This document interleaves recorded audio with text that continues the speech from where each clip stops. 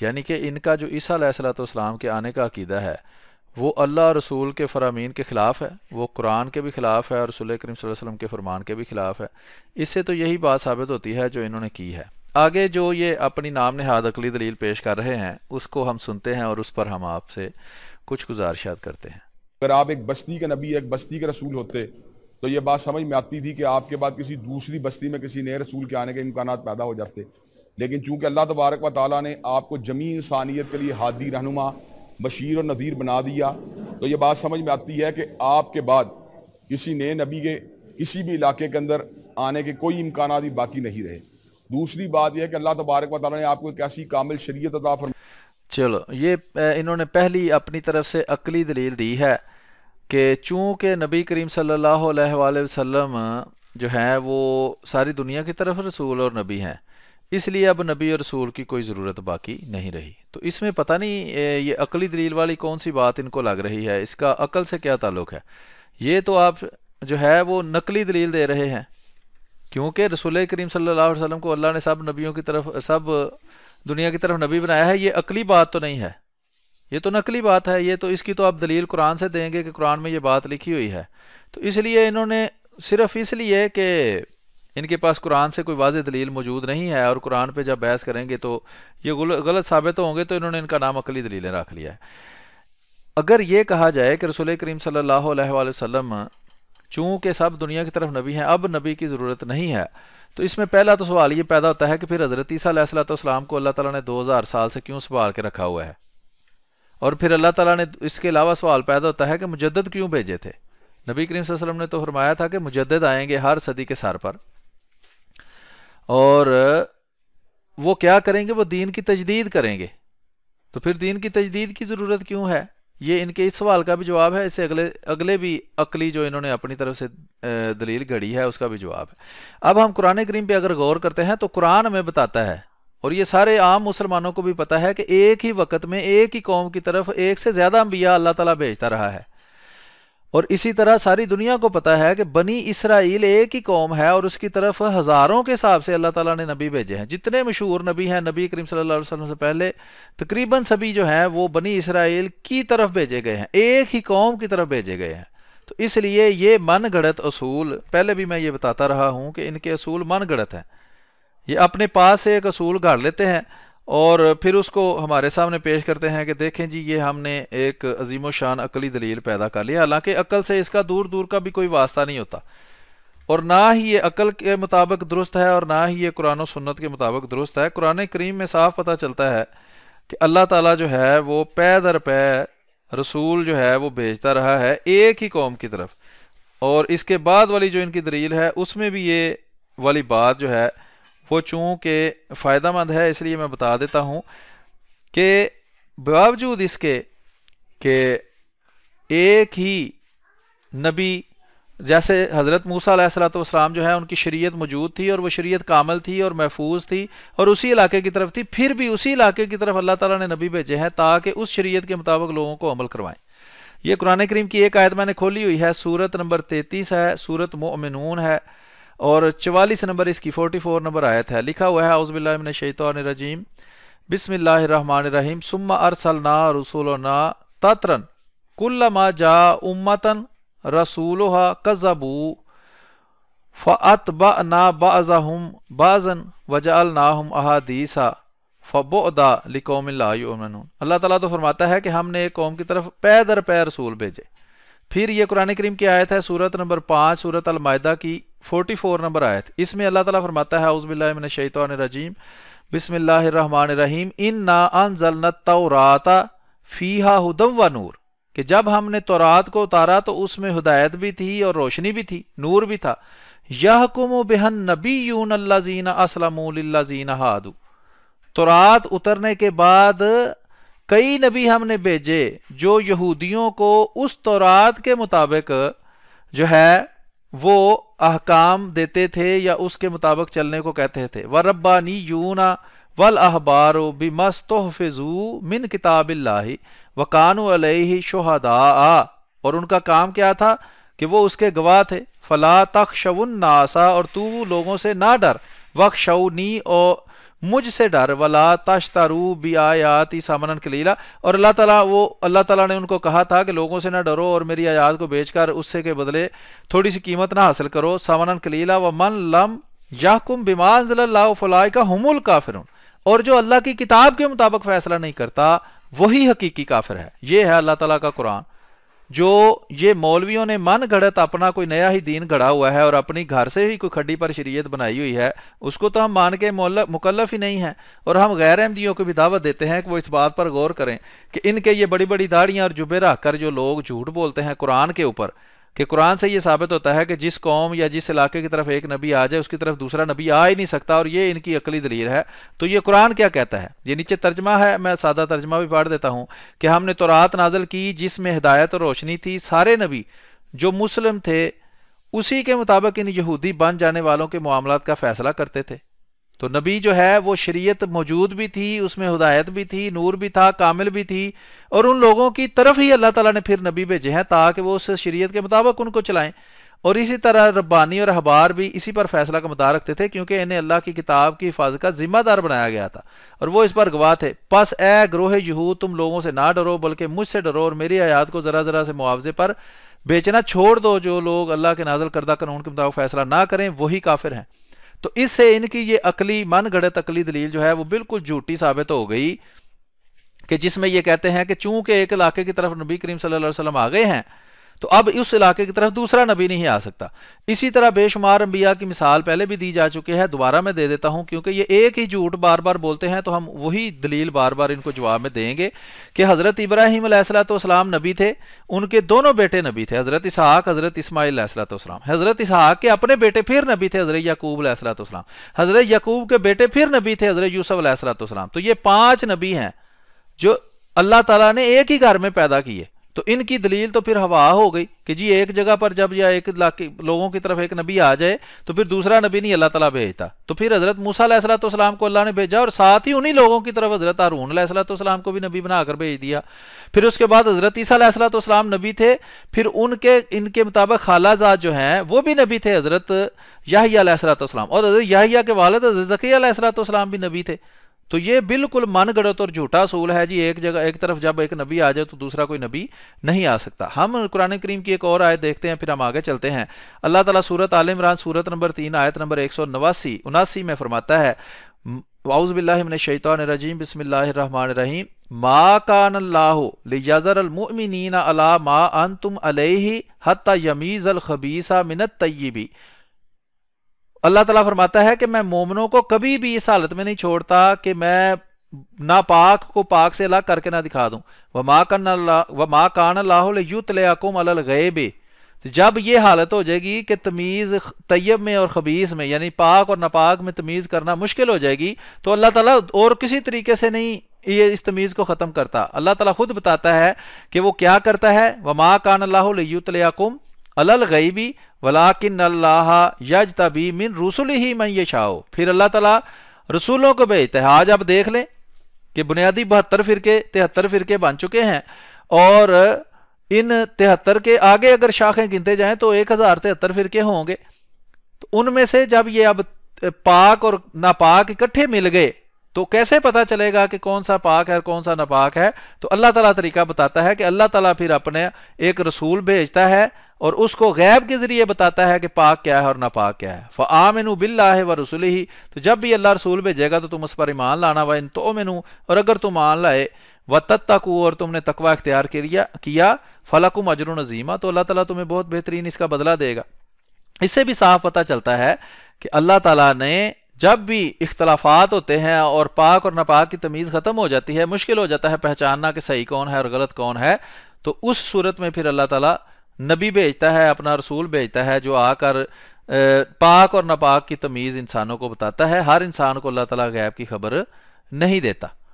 ٹھیک ہے جی، تو یہ ہم نے ان کی پہلی عقلی دلیل کو غلط ثابت کر دیا ہے۔ ہم آگے چلتے ہیں اور ان کی دوسری دلیل کو دیکھتے ہیں اور اس کا رد آپ کے سامنے پیش کرتے ہیں۔ فرمائی جس میں اعتقادات، اسی طرح معاملات، اسی طرح عبادات کے حوالے سے کوئی تشنگی باقی نہیں رہی۔ جب حضرت رسول اللہ صلی اللہ علیہ وسلم کی عطا کردہ شریعت ہر قسم کی تشنگی سے خالی ہے تو ہم اس بات کا کیوں کر گمان کر سکتے ہیں کہ نبی کریم صلی اللہ علیہ وسلم کے بعد کسی رسول یا کسی نبی کے حوالے سے اس بات کا گمان کیا جائے کہ وہ آگے اس تشنگی کو دور کرے گا جو سابقہ شریعت میں باقی رہ گئی ہو. جب ہمارا اس بارے میں ہم کنونس ہیں کہ نبی کریم صلی اللہ علیہ وسلم کی شریعت میں کوئی قسم کی تشنگی، کوئی حلا موجود نہیں، تو ظاہری بات ہے پھر آپ کے بعد کسی نئے نبی کے بارے میں امید رکھنا یا اس کی آمد کا انتظار کرنا بذات خود اس بات کی طرف جو ہے آپ کے دل کے اندر ایک اندیشے یا وسوسے کی طرف اشارہ کرتا ہے کہ گویا آپ اپنی شریعت کو تشنا سمجھتے ہیں. تیسری بات یہ ہے، یہ تیسری بات ہم دیکھتے ہیں، پہلے دوسری بات ہم آپ کا جائزہ لے لیں. کہتے ہیں جی قرآن کریم کی شریعت چونکہ کامل ہے اور اس میں ہدایت موجود ہے اس لیے نبی کی ضرورت نہیں ہے. تو یہ آپ کو کس نے کہہ دیا ہے کہ نبی ہمیشہ شریعت کو تبدیل کرنے ہی آتا ہے؟ آپ کا اپنا عقیدہ ہے کہ رسول اور نبی میں فرق ہوتا ہے. رسول وہ ہے جو شریعت لاتا ہے اور نبی وہ ہے جو نئی شریعت نہیں لاتا، وہ پچھلی شریعت کے مطابق ہی دوسروں کو عمل کرواتا ہے. یہ تو آپ کا مشہور عقیدہ ہے، یہ آپ کی عوام جانتی ہے. ورنہ آپ بتائیں کہ آپ نبی اور رسول میں کیا فرق سمجھتے ہیں. تو اسی اصول کو اگر دیکھا جائے تو آپ کا یہ عقلی دلیل کا ڈھکوسلا بالکل جھوٹا ثابت ہو جاتا ہے، کیونکہ آپ مانتے ہیں کہ صرف رسول کو شریعت دی جاتی ہے، یعنی صرف رسول ہی ایسا ہوتا ہے کہ جو شریعت کو تبدیل کر سکتا ہے، نئی شریعت لاتا ہے جب پچھلی شریعت کو منسوخ کرتا ہے. آپ کے مطابق تو نبی شریعت کو منسوخ کرتا ہی نہیں، نہ ہی وہ کوئی نئی شریعت لاتا ہے، نہ شریعت میں کچھ اضافہ کرتا ہے، نہ نبی کرتا ہے، نہ اس میں کوئی کمی کرتا ہے. تو اس سے صاف ثابت ہوتا ہے کہ آپ کے اس اصول کے مطابق اگر شریعت کامل بھی ہو تو صرف شریعت کا کامل ہونا جو ہے اس سے شریعت والے انبیاء کا ختم ہونا ثابت ہوتا ہے. انبیاء کا آنا تو ختم ثابت نہیں ہوتا. آپ کے اصول کے مطابق جس کو آپ رسول کہتے ہیں، رسول کا آنا ختم ہو گیا. آپ کی عقلی دلیل کے مطابق شریعت کو کامل ہم بھی مانتے ہیں، احمدی مسلمان بھی، اور یہی تو ہم کہتے ہیں. ہمارا تو عقیدہ ہی یہ ہے کہ نبی اکرم صلی اللہ علیہ وآلہ وسلم پر شریعت مکمل ہو گئی ہے. اب کوئی ایسا نبی اور رسول نہیں آ سکتا کہ جو اس شریعت کو منسوخ کر دے، اس میں کچھ زیادہ کر دے یا اس میں کچھ کم کر دے. تو اس میں تو ہمارا اور آپ کا اختلاف نہیں ہے. اگر آپ اس طرح مانتے ہیں تو جس میں اختلاف ہی نہیں ہے اس پہ عقلی دلیلیں دینے کی ضرورت کیا ہے؟ اور اگر یہ مان لیا جائے کہ آپ کی یہ بات درست ہے تو پھر حضرت عیسیٰ علیہ السلام نے کس سلسلے میں تشریف لانا ہے؟ وہ کیا کریں گے آ کر؟ ٹھیک ہے جناب، تو ان کا تو کوئی کام نہیں بچتا. اس لیے اللہ تعالیٰ پہ آپ الزام لگا رہے ہیں کہ اللہ نے فضول ایک کام کیا کہ جب ضرورت ہی تھی ایک نبی کی نہیں تھی تو اللہ تعالیٰ نے اس کو سنبھال کے رکھا ہوا ہے. 2000 سال سے اپنے سارے جتنے بھی اس کے قانون تھے اس کو اللہ نے توڑ دیا ہے، اور بے وجہ اور لا یعنی طور پر اللہ تعالیٰ نے حضرت عیسیٰ علیہ السلام کو محفوظ رکھا ہوا ہے. دوسری بات یہ ہے، پہلے بھی میں بتا چکا ہوں کہ موسیٰ علیہ السلام کی شریعت کامل تھی، اس کے باوجود اللہ تعالیٰ نے انبیاء کو بھیجا بھی. میں قرآن کریم کی آیت تھوڑی دیر پہلے پیش کر چکا ہوں، جن کو نہیں یاد رہی وہ تھوڑا سا ویڈیو پیچھے کر کے دیکھ سکتے ہیں کہ اس میں صاف اللہ تعالیٰ بتاتا ہے کہ جب نے موسیٰ علیہ السلام کی شریعت بھیجی تو وہ کامل تھی، اس میں نور بھی تھا اور ہدایت بھی تھی ان لوگوں کے لیے. لیکن اس کے باوجود اللہ تعالیٰ نے نبی بھیجے، اور آپ کی عقلی دلیل جو ہے وہ پھر آپ اللہ تعالیٰ کو بھی عقل مند نہیں سمجھتے، معاذ اللہ استغفر اللہ. پھر آپ کہتے ہیں جی جو نبی کے آنے کا قائل ہو وہ شریعت کو ناکامل مانتا ہے. تو آپ تو خود قائل ہیں کہ نبی کے آنے کے. حضرت عیسیٰ علیہ السلام نبی نہیں ہیں، ان کی نبوت سے آپ ان کو ریٹائر کر دیتے ہیں. نبی بھی کبھی ریٹائر ہوتا ہے. تو جب وہ آئیں گے تو آپ کی یہ عقلی دلیل آپ کہاں لے جائیں گے؟ ذرا اس کی بھی وضاحت آپ کریں جب اگلا پروگرام کریں. لیکن مجھے پتا ہے آپ کی عادت ہے، آپ لوگ جھوٹ بول کر دھوکہ دے کر غائب ہو جاتے ہیں اور اگلی دفعہ آ کر پروگرام میں پھر وہی جھوٹ بول رہے ہوتے ہیں جس کا آپ کو 1000 دفعہ جواب دیا جا چکا ہے. تو آئیے جی اگلا ان کا اعتراض سنتے ہیں اور اس کا جواب ان کو دیتے ہیں. کہ پیش آمدہ مسائل کے حوالے سے ہم یہ بات سمجھتے ہیں کہ اللہ تبارک و تعالیٰ نے امت میں ایسے مجتہدین کو پیدا کیا ہے جو اللہ تبارک و تعالیٰ کے فضل و کرم سے کتاب و سنت کی روشنی میں، اسی طرح اجماع اور قیاس کی روشنی کے اندر ان تمام کے تمام معاملات کو حل کرنے کی پوزیشن کے اندر ہیں جو نئے پیش آمدہ مسائل ہیں.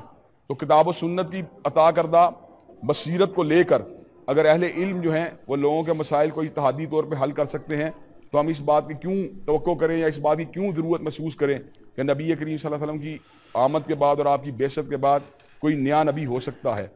ہاں، یہی سوال پھر آپ سے ہم کرتے ہیں کہ اگر امت کے اندر لوگ خود ہی سارے مسائل حل کر سکتے ہیں، پہلے تو مجھے یہ بتائیں کیا مسائل حل ہو چکے ہیں؟ وہابی جو ہیں یہ ابھی تھوڑی دیر بعد جا کے بتائیں گے کہ جن کو یہ امام مجتہدین کہہ رہے ہیں وہ فقہ کے امام ہیں، جیسے امام ابو حنیفہ، امام شافعی، امام مالک، امام احمد بن حنبل. تو یہ تو ان کو مانتے ہی نہیں. ان کے بابے جو ہیں محمد حسین بٹالوی وغیرہ وہ تو لکھتے رہے ہیں کہ فقہ کو ماننا شرک کے برابر ہے. تو یہ تو ان کو مشرک کہتے ہیں جو فقہ کو مانتے ہیں، اور یہ بالکل ان کی فقہ کو کہتے ہیں. ان کے بابوں نے لکھا ہوا ہے کہ فقہ جو ہے وہ ایجاد کی ہے فقہ بنانے والوں نے حدیث کی مخالفت کے لیے، یہ خود وہابی ہیں، کہتے ہیں وہ حدیثوں پر عمل کرنا چاہیے، فقہ پہ نہیں عمل کرنا چاہیے، اور صرف یہ چونکہ دیوبندیوں کے چینل پر بیٹھے ہیں اس لیے وہاں آ کے یہ جو ہے وہ لوگوں کو دھوکہ دے رہے ہیں۔ دوسری بات یہ ہے کہ جب سارے مسائل خود ہی نکال سکتے ہیں جو مسلمان کہلانے والے ہیں، تو پھر حضرت عیسیٰ علیہ الصلوۃ والسلام کی کیا ضرورت تھی؟ وہی سوال ہے کہ حضرت عیسیٰ علیہ الصلوۃ والسلام کو 2000 سال تک اللہ نے کیوں محفوظ رکھا؟ ضرورت ہی نہیں تھی، جب سارے کام تو فقہ والے کر سکتے ہیں، تو پھر حضرت عیسیٰ علیہ الصلوۃ والسلام نے آ کر کون سی آپ کی تربیت کرنی ہے یا کون سی ہدایت آپ کو دینی ہے؟ نبی کا تو کام یہ ہوتا ہے کہ وہ بشیر اور نذیر ہوتا ہے، وہ لوگوں کو بشارت دیتا ہے، لوگوں کو ڈراتا ہے، لوگوں کو اللہ تعالیٰ کی اصل تعلیم دیتا ہے۔ تو جب آپ کے پاس تعلیم ہی محفوظ پڑی ہوئی ہے اور فقہ مجتہدین سارے مسئلوں کے حل بھی نکال لیتے ہیں، تو پھر حضرت عیسیٰ کی ضرورت ہی نہیں ہے۔ حضرت عیسیٰ کو اللہ تعالیٰ نے بغیر وجہ کے فضول ہی آسمانوں پر 2000 سال سے اپنے سارے قانونوں کو توڑ کر بٹھایا ہوا ہے۔ دوسری بات مجھے یہ بتائیں کہ جب فقہ کے اتنے ہی آپ کے چیمپئن ہیں سارے علماء، تو پھر یہ اختلافات کیوں ہیں؟ ایک دوسرے کے گلے کیوں کاٹ رہے ہیں؟ وہابیوں کو واجب القتل، مرتد اور کافر کیوں کہتے ہیں وہ فقہ کے امام؟ یہ بھی تو فقہ کے امام ہونے کے دعوے کرتے ہیں نا۔ آپ اچھا کرتے 4-5 اماموں کے نام بتا دیتے تاکہ ان کے کتابوں میں وہابیوں کے بارے میں جو فتوے ہیں وہ ہم پڑھ کے آپ کو سناتے۔ تو دیوبندی جو ہیں وہ بھی وہابیوں کو جو ہے وہ نہیں مانتے، اور یہ شیعہ بریلوی وغیرہ، بریلوی بھی اپنے آپ کو فقہ کے اماموں کے متبعین مانتے ہیں، اور وہ تو وہابیوں کو کافر مرتد وغیرہ مانتے ہیں۔ تو اگر تو اس کا نام آپ نے مسائل اخذ کرنا رکھا ہوا ہے شریعت سے، تو پھر اپنے آپ کو کافر ہونے کا اعلان کر دیں اور ان کی بات مان لیں۔ ان کے تو مسائل اخذ کرنے ایسے ہی ہیں۔ تو آگے سنتے ہیں جی کیا کہتے ہیں۔ اگرچہ روایات اور آپ کے اپنے ارشادات اور قرآن مجید کی آیات جو اس مسئلے کے اندر ہمارے لیے کافی و شافی ہیں، لیکن جب ہم قرائن کے اوپر بھی غور کرتے ہیں، جب ہم شریعت کی مکمل ہونے کو دیکھتے ہیں، جب ہم اجتہادی اعتبار سے علماء کرام کے بلند مقام کو دیکھتے ہیں، تو ہم یہ بات سمجھ جاتے ہیں کہ حضرت رسول اللہ صلی اللہ علیہ وسلم کی آمد کے بعد یقیناً کسی نئے نبی کے آنے کے کوئی بھی امکانات جو ہیں باقی نہیں رہے۔ وہ لوگ جو حضرت رسول اللہ صلی اللہ علیہ وسلم کے بعد کسی نئے نبی کی بات کرتے ہیں، وہ خود بھی کسی نہ کسی فقہ کے ساتھ اپنی وابستگی کا اظہار کرتے ہیں اور اس بات کا اعلان کرتے ہیں کہ فلاں فلاں معاملات کے اندر فلاں فلاں امام کی بات کو مانیں گے۔ تو اس کا مطلب یہ ہے وہ خود اپنے آپ کو اس قابل نہیں سمجھتے کہ وہ اپنی رہنمائی کے ذریعے لوگوں کو فقہی معاملات میں گائیڈ کر سکیں۔ یہ بالکل جھوٹ بول رہے ہیں ابتسام لائی ظہیر صاحب بے انتہا داڑھی رکھ کر۔ ہم احمدی مسلمان کسی بھی بابے کے مقلد نہیں ہیں، نہ ہم امام ابو حنیفہ کے مقلد ہیں، نہ ہم باقی تینوں فقہ کے امام کے مقلد ہیں۔ جماعت احمدیہ کی اپنی فقہ ہے، اس کا نام ہے فقہ احمدیہ، ٹھیک ہے جناب، اور وہ فقہ اسی مسیح اور مہدی کے مطابق بنائی ہوئی ہے، اس کے فرامین کے مطابق بنائی ہوئی ہے، جس کو اللہ تعالیٰ نے دنیا میں بھیجا تھا کہ وہ جا کر دنیا کی اصلاح کرے۔ یہ جناب میں آپ کو دکھا دیتا ہوں، یہ جماعت کی آفیشیل ویب سائٹ ہے جس پر آپ کے بابوں نے پابندی لگوا دی تھی، آپ بھی اس پابندی کے حق میں ہیں۔ آج بھی وہ پابندی اسی لیے لگائی ہوئی ہے کہ آپ لوگ جھوٹ بولتے رہیں اور عوام جو ہے اس کے لیے کوئی راستہ نہ ہو۔ ہم پر تبلیغ کرنے کی پابندی لگا دی، ہماری ویب سائٹوں پر پابندی لگا دی کہ جناب نہ عوام آپ کے جھوٹ کو دیکھے گی، نہ اس کو سمجھ سکے گی، اور نہ وہ آپ کے خلاف کوئی بات کرے گی۔ یہ فقہ احمدیہ ہے، حصہ اول حصہ دوم۔ اس میں بے شمار مسائل ہیں جس میں ہم نہیں امام ابو حنیفہ کی بھی بات نہیں مانتے۔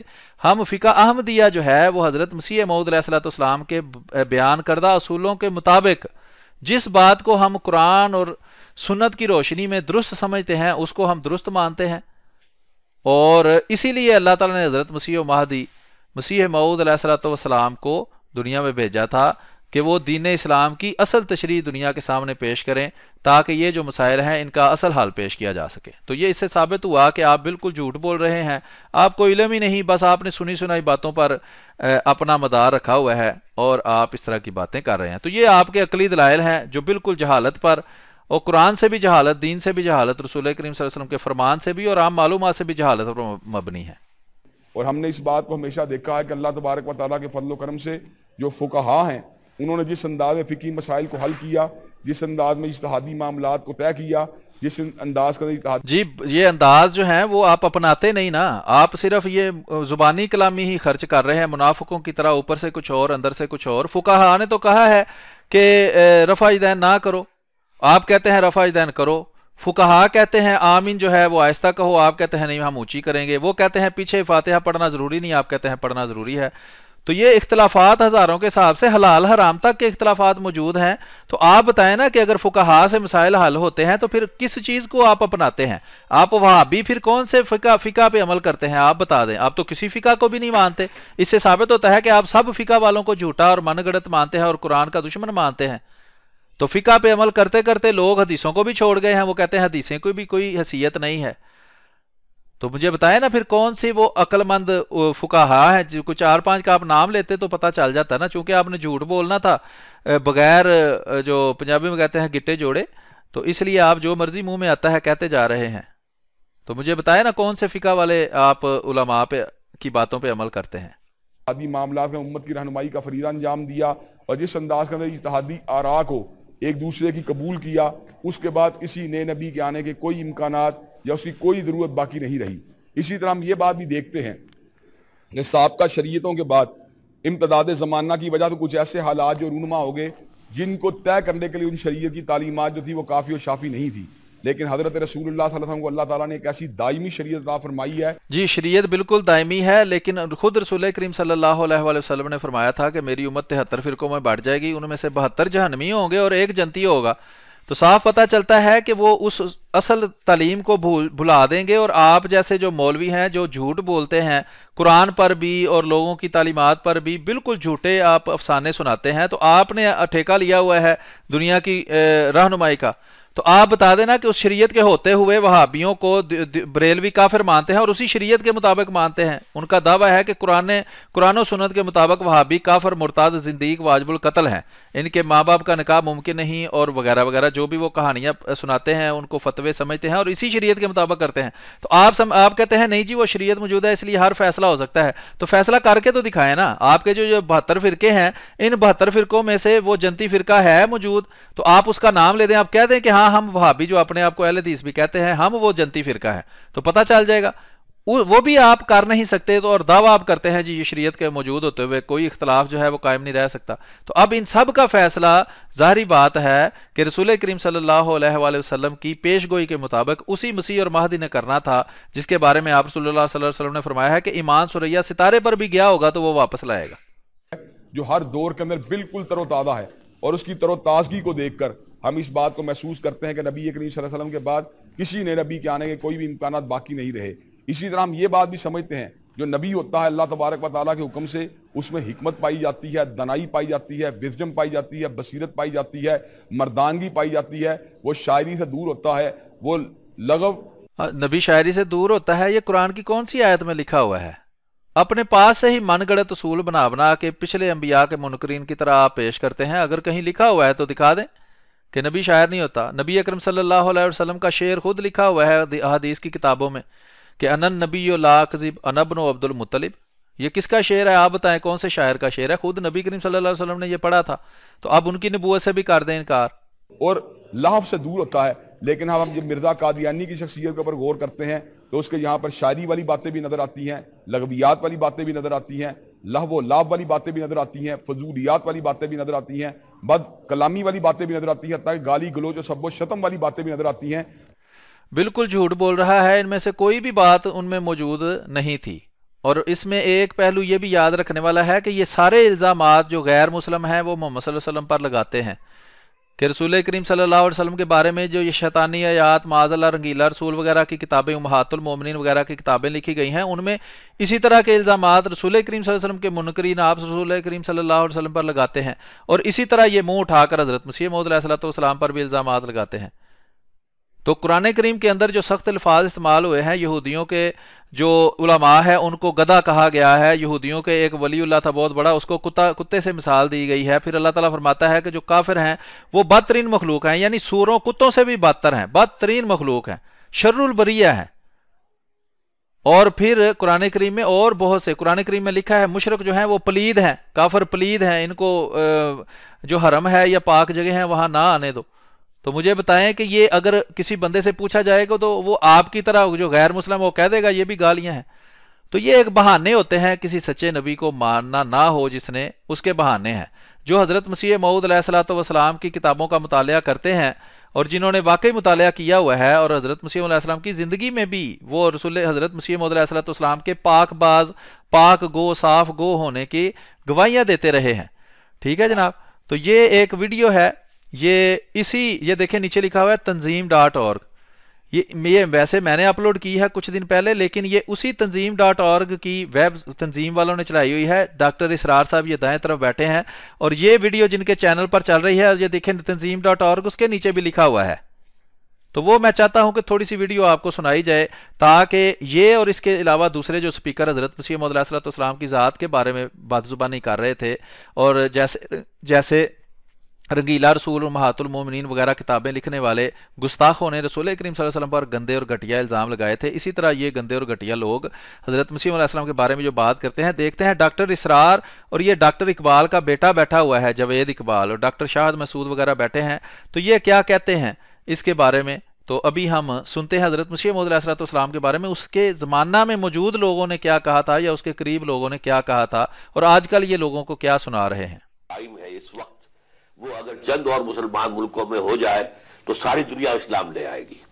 تو یہ ایک وقتی تاثر. یہ جو رسالے کی آپ بات کر رہے ہیں، یہ علامہ نے اسٹریٹجی ہال میں یہ مضمون پڑھا تھا، اور مولانا ظفر علی خان نے اس کا ترجمہ کیا ہوا ملت بیضاء پر ایک نظر. اچھا. اس زمانے میں انہوں نے سوچا تھا کہ یہ تحریک جو ہے یہ اچھی تحریک ہے، اور یہ خود اقبال نے اعتراف کیا ہے کہ مجھے یہ جماعت احمدیہ کے بارے میں اقبال نے کہا تھا کہ آج اگر کسی نے اسلام زندہ دیکھنا ہو تو قادیان میں دیکھ لے. پھر اس نے کہا تھا کہ آج جس طرح حضرت مرزا غلام احمد قادیانی علیہ السلام اسلام کو سمجھے ہیں، بہت کم لوگ سمجھے ہیں. یہ اس کے بارے میں اقبال کا اپنا بیٹا جاوید اقبال بیان کر رہا ہے. اس کے بعد ڈاکٹر اسرار بھی اس کے بارے میں کمنٹ کرے گا، پھر ہم آگے چلتے ہیں. اس تحریک سے اچھی توقعات تھی، لیکن بعد میں مجھے اپنا نظریہ بدلنا پڑا. احمدی تحریک سے؟ جی، بعد میں مجھے نہیں، احمدی تحریک سے کیسے؟ اگر وہ نبوت کا دعویٰ کر رہے تھے تو ان کو پھر تحریک سے متعلق اقبال نے ایک نئی اصطلاح استعمال کی ہے اپنے اشعار میں، جس میں شرک فی النبوت وہ کہتے ہیں. شرک تو صرف اللہ کی ذات کے ساتھ وابستہ ہے، لیکن شرک فی النبوت کی اصطلاح اصل میں ان کا جو دعویٰ نبوت ہے وہ بھی بڑا ایمبیگوس ہے، کچھ ادھر ادھر کے الفاظ جوڑ کر. ذلی نبوت، بروزی نبوت، یہ انڈیپینڈنٹ نبوت نہیں ہے، گریجولی آیا تھا، حضور ہی کی نبوت کا ایک سایہ ہے. دعویٰ نہیں کر دیا تھا. پہلے اس نے مجدد کا دعویٰ کیا تھا، پھر وہ مسیح. تو نہیں، یہ جو نبوت میں شرک کی جو ٹرمینالوجی، تو اس تک نبوت اس کو 1905 میں جی یعنی اعتراض احمدیوں پر کر رہے ہیں کہ یہ جو شرک فی النبوت کرنے والے لوگ ہیں وہ مطلب یہ ہے کہ یہ اس قابل نہیں ہے کہ ان کو. تو ڈاکٹر صاحب تو کہتے ہیں کہ 1909 تک، 1909 یہ جو 1909 یا 1910 میں یہ جو خطبہ انہوں نے دیا تھا جس میں ان کی تعریف کی ہوئی ہے، تو اس خطبہ یہ خطبہ وہاں اقبال میوزیم میں پڑا ہوا ہے، اور اس پر انہوں نے اپنے ہاتھ سے لکھا ہوا ہے کہ اس زمانے میں میری اس تحریک کے متعلق اچھی توقعات نہیں تھی. تو بعد میں میرا نظریہ ان کے ساتھ بدل گیا، اور پھر ایک جگہ پہ جب ایمرسن نے کوئی گورنر تھا پنجاب کا، اس نے کہیں ذکر اس کا کیا، تو انہوں نے کہا کہ I am not a stone, I can change my mind. درست ہے. بہت بڑی تعداد اس وقت تحریک پاکستان کے اکابرین کی احمدی تحریک سے متاثر ہوئی تھی ڈاکٹر صاحب، کیونکہ یہ عیسائیوں کو جواب دیتے تھے. تحریک پاکستان ہی نہیں، خود جو ہے مولانا ابوالکلام آزاد، مولانا ثناء اللہ امرتسری. اصل میں یہ ایک خاص دور تھا جب کہ اسلام کے خلاف ایک تو عیسائی رسول مہر، یہ متاثر تھے، یہ خود تھے، یہ غلام رسول مہر اور عبدالمجید سالک احمدی تھے. میری اطلاع نہیں ہے. یہ بہرحال میں جو عرض کر رہا ہوں وہ یہ کہ وہ کام وہ کر رہا تھا، اس نے تو عیسائی مشنریز کے ساتھ مناظرے کیے اور انہیں شکستیں دی. کس نے؟ عیسائی مشنریز کو ساتھ مناظرے کر کے غلام احمد نے انہیں شکستیں دی. اچھا. اور ایک زبردست جو ایک وائلنٹ تحریک اٹھ گئی تھی، یہ ستیارتھ پرکاش کا جو مصنف تھا، آریہ سماج. تو آریہ سماج کے لوگوں سے بھی اس نے مناظرے کیے اور انہیں شکستیں دی. اچھا، ان دو چیزوں کی وجہ سے علماء کی آنکھوں کا تارا بن گیا، اس لیے کہ ہمارے علماء تو پڑھتے ہی نہیں، نہ بائبل پڑھتے ہیں نہ کسی اور مذہب کی کوئی کتاب پڑھتے ہیں، تو آخر مناظرہ کیسے کریں؟ نہیں سر، سید احمد خان نے بھی مولانا سید میر حسن کو منع کیا تھا کہ ان کے ساتھ جھگڑا کرنے کی ضرورت نہیں ہے، ہمیں کیا ان کا جو بھی عقیدہ رہے ان کے پاس، لیکن ہمیں اس سے کوئی غرض نہیں. لیکن سنے ہے کہ آدمی بڑا صالح اور نیک ہے، اور وہ یہ دیکھیں وہ کہہ رہا ہے کہ آدمی بڑا صالح اور نیک ہے. کس کے بارے میں؟ حضرت مسیح موعود علیہ السلام کے بارے میں. کون کہہ رہا تھا؟ سر سید احمد خان، جو ان کی زندگی میں موجود تھا. اور اس کا باپ جو تھا جاوید اقبال کا اقبال، وہ بھی اس طرح کے خیالات حضرت مسیح موعود علیہ السلام کے بارے میں رکھتا تھا. اور اس کے بعد مختلف بے شمار لوگ، بڑے بڑے جو تھے نامور لوگ، وہ حضرت مسیح موعود علیہ السلام کی بیعت میں شامل تھے. کرتے تھے. اور سید میر حسن جو ہے وہ اقبال کا استاد تھا. اقبال نے اپنے شعروں میں اور ادھر ادھر بہت زیادہ اس کا ذکر کیا ہے. سیالکوٹ کا تھا سید میر حسن، وہ بھی حضرت مسیح علیہ السلام کا بڑا موتقد تھا. سے تو یہ سمجھتے تھے کہ ٹھیک ہے یہ اپنا کام کرتے جائیں، ہمیں اپنے کام سے غرض. تو نہیں اختلاف تھا اتنا. لیکن بعد میں پھر یہ نبوت کا دعویٰ بھی ان کا ایمبیگوس ہے. چنانچہ بہت سے لوگ اس کے قائل ہیں جو احمدی تو کہلاتے ہیں کہ اس نے نبوت کا دعویٰ نہیں کیا، جنہیں ہم لاہوری کہتے ہیں. جی لاہوری گروپ. جی تو جو اصل میں اس کی پہلی خلافت جو تھی غلام احمد قادیانی کی، وہ تو تھی حکیم. بہرحال ابھی یہ مزید تفصیل اس کی ہے، اس کی ہمیں ضرورت نہیں ہے. یہ آپ کو دکھانا مقصود تھا کہ یہ کہتے ہیں جی ان کی تعلیم میں ایسے ہے اور ان کی کردار میں ایسے ہے. تو اس وقت کے لوگ جو تھے، جو ان کی زندگی میں موجود تھے، یہ تو اقبال سن 1910 میں کہہ رہا ہے. حضرت مسیح موعود علیہ السلام 1908 میں وفات پا چکے تھے. اس کے بعد بھی اقبال تعریف کر رہا ہے. اقبال تو جا کے مخالف ہوا 1935 میں، وہ بھی وائسرائے کی وہ جو تھی کابینہ، اس کا ممبر ہونے کی وجہ سے چودھری ظفر اللہ خان صاحب اقبال کی مخالفت ہوئی تھا، وہ کہہ رہا تھا. تو یہ بتانا مقصود ہے کہ اس وقت لوگ کہتے تھے کہ یہ بڑے نیک اور صالح ہیں اور انہوں نے اسلام کی بڑی خدمت کی ہے. خود وہابیوں کا جو بڑا بابا تھا محمد حسین بٹالوی، اس نے کچھ 100-150 صفحے کا مقالہ لکھا ہے براہین احمدیہ پر. اس میں بھی حضرت مسیح موعود علیہ السلام کے کردار، آپ کے کلام کی بہت تعریف کی ہوئی ہے. بعد میں جا کے وہ مخالف ہو گیا تھا. تو وہ تو قرآن کریم سے پتہ چلتا ہے کہ انبیاء کی بعثت سے پہلے لوگ ان کے ساتھ اور سلوک کرتے تھے اور بعد میں پھر ان کے مخالف ہو جاتے تھے. جیسے رسول کریم صلی اللہ علیہ وسلم کو پہلے صادق اور امین کہتے تھے، بعد میں وہی لوگ آپ کو معاذ اللہ کذاب بھی کہتے تھے. تو یہ بات ہے. آگے چلتے ہیں جی. تو یقیناً اس کے کردار اور سیرت کو دیکھ کر بھی ہم اس بات کو بآسانی طور پہ پہچان جاتے ہیں کہ نبی کریم صلی اللہ علیہ وسلم کے بعد دعویٰ نبوت کرنے والا یہ شخص ہر اعتبار سے جھوٹا ہے، ہر اعتبار سے کذاب ہے، ہر اعتبار سے زندیق ہے. اور اس زندیق، کذاب اور مرتد شخص جو ہے، اس کی پیروی کے اندر کسی بھی قسم کی کوئی بھی فلاح جو ہے اس کی راستہ ہمارے پاس موجود نہیں، نہ ہی کوئی امکانات موجود ہیں. جی امکانات موجود ہیں یا نہیں، وہ ابھی اقبال کا ہم نے بیان سنایا ہے کہ وہ کہتا ہے کہ اسلام کو اگر کسی نے زندہ دیکھنا ہو تو وہ قادیان میں جا کے دیکھ لے. اس سے پتہ چلتا ہے کہ حضرت مسیح موعود علیہ السلام کی پیروی میں زندہ اسلام ملتا ہے. خود یہ جاوید اقبال جو میں نے ابھی دکھایا ہے، اس کی کتاب ہے اپنا گریباں چاک. اس نے اپنی زندگی کے بارے میں لکھا ہے. اس میں لکھا ہے کہ اس کو جب اقوام متحدہ کے اندر چودھری ظفر اللہ خان صاحب کے ساتھ سیکٹری کے طور پر کام کرنے کا موقع ملا تو وہاں مسجد تھی ایک. اس میں کہتا ہے پوری دنیا کے جتنے بھی اسلامی نمائندے تھے ان میں سے صرف ایک بندہ وہاں نماز پڑھتا تھا 5 وقت، اور وہ چودھری ظفر اللہ خان صاحب تھے. یہ ہے حضرت مسیح موعود علیہ السلام کی پیروی کرنے والوں کا کردار. اور اس کے علاوہ بے شمار مثالیں، لمبے پروگرام اس بات پہ کیا جا سکتا ہے کہ آپ کی پیروی سے لوگوں میں کیا تبدیلیاں رونما ہوئیں. آگے سنتے ہیں جی.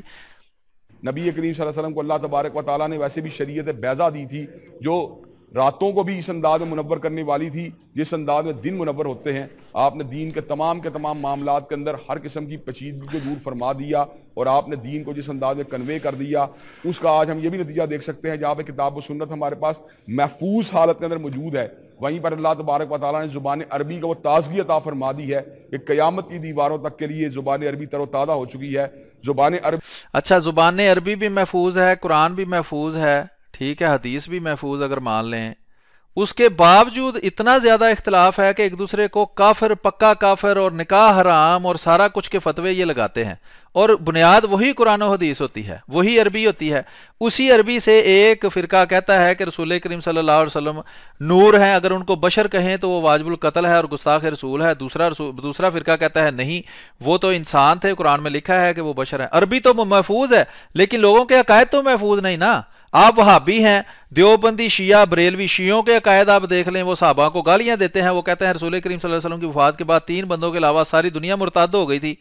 تو آپ کہتے ہیں کہ شریعت محفوظ اور زبان محفوظ ہونے سے اب نبی کی ضرورت ہی نہیں رہتی. تو جب اس کے باوجود اختلافات ایسے موجود ہیں کہ جن کو آپ خود حل نہیں کر سکتے، تو اس کا یہی پھر ایک انداز رہ جاتا ہے کہ رسول کریم صلی اللہ علیہ وسلم نے خود پیش گوئی فرمائی تھی کہ جب دنیا میں گمراہی عام ہو جائے گی تو اللہ تعالیٰ پھر مسیح و مہدی کو بھیجے گا جو آ کر دنیا میں ان اختلافات کا فیصلہ کرے گا. اور وہ آیا اور اس نے فیصلہ کیا. اب جو اس کو مانتا ہے اسی کے لیے فلاح اور ہدایت ہے، دوسرے کسی کو فلاح ہدایت حاصل ہو ہی نہیں سکتی.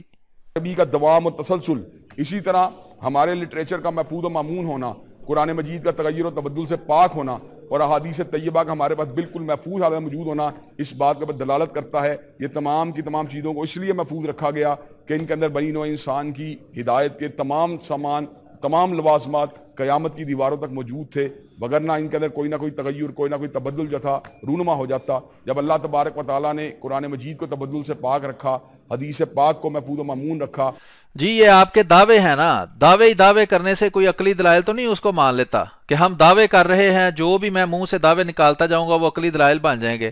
قرآن کریم جو ہے اس کے متعلق بھی غیر مسلم یہ سوال کرتے ہیں کہ جو مختلف قراءات ہیں اس کا کیا آپ جواب دیں گے.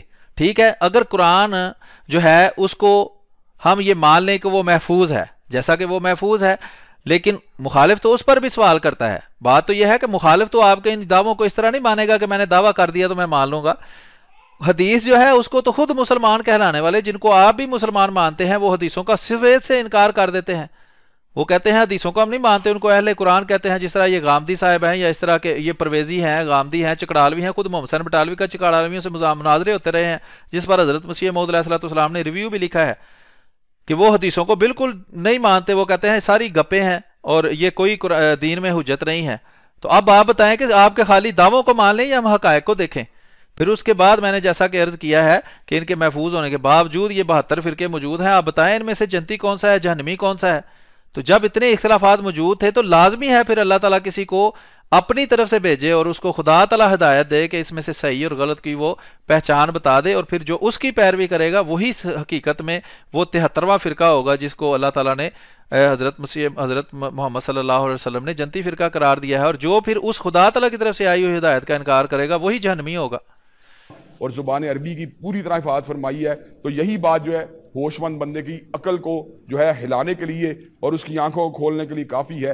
اللہ تبارک و تعالیٰ جیسے قرآن مجید میں بات کہی ہے کہ ان فی خلق السماوات والارض واختلاف اللیل والنہار لآیات لأولی الالباب، کہ بے شک زمین و آسمان کی تحریک میں اور رات اور دن کے آنے جانے میں نشانی ہے عقل والوں کے لیے. اسی طرح قرآن مجید کے کامل ہونے میں اور حدیث پاک کے کامل ہونے میں، شریعت مطہرہ کے کامل ہونے میں اور زبان عربی کے تسلسل اور دوام کے اندر نشانیاں ہیں ان لوگوں کے لیے جو اس بات کو پہچاننا چاہتے ہیں کہ کون سی شریعت جو ہے وہ حتمی شریعت ہے، کون سی شریعت جو ہے وہ دائمی شریعت ہے. جی بالکل، وہ اس کا جواب میں پہلے دے چکا ہوں. اس کا ایک اور جواب یہ ہے کہ ہم تو شریعت کو دائمی کامل سب کچھ مانتے ہیں، اس پہ تو ہمارا اختلاف ہی نہیں ہے.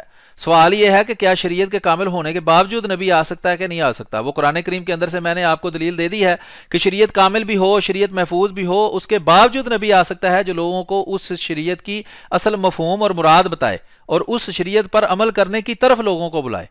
تو یہ تو ہم انکار نہیں کر رہے کہ شریعت جو ہے وہ موجود نہیں ہے یا محفوظ نہیں ہے، سارا کچھ ہے. اس کے باوجود نبی کی ضرورت ہوتی ہے، یہ قرآن ہمیں بتاتا ہے. پھر اس کے علاوہ دوسرا سوال بار بار میں کر رہا ہوں پیش آپ کے سامنے کہ جب یہ سارا کچھ محفوظ ہے تو اللہ تعالیٰ نے 2000 سال سے ایک نبی کو محفوظ کیوں رکھا؟